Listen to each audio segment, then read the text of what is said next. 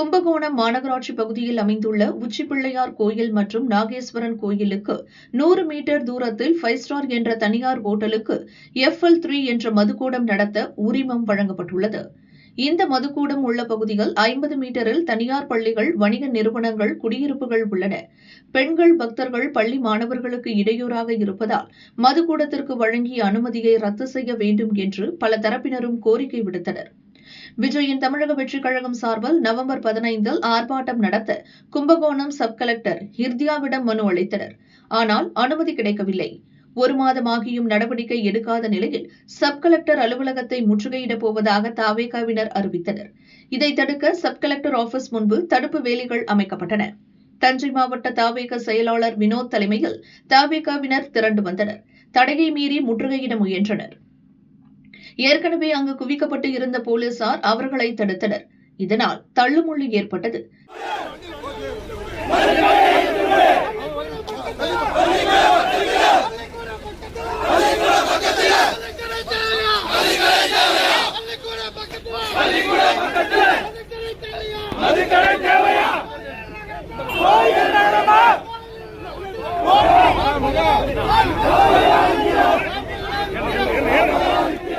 தவேகாவினரை குண்டுகட்டாக போலீசார் கைது செய்தனர்.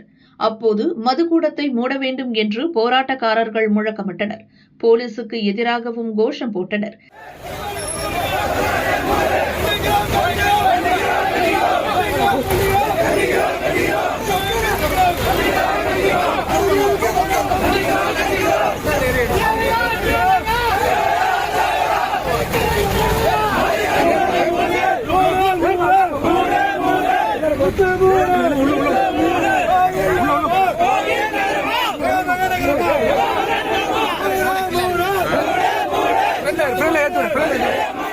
திமுக தஞ்சை வடக்கு மாவட்ட பொறியாளர் அணி அமைப்பாளர் ரகுபதிக்கு சொந்தமான ஓட்டலில்தான் தனியார் கிளப் என்ற பெயரில் பார் துவங்கப்பட்டுள்ளது. கோயில் இருப்பதால் ஏற்கனவே இங்கு இருந்த 2 டாஸ்மாக் கடைகள் அகற்றப்பட்டன. இப்போது திமுக பிரமுகருக்கு அனுமதி அளித்துள்ளனர் என்று கைதான வினோத் கூறினார்.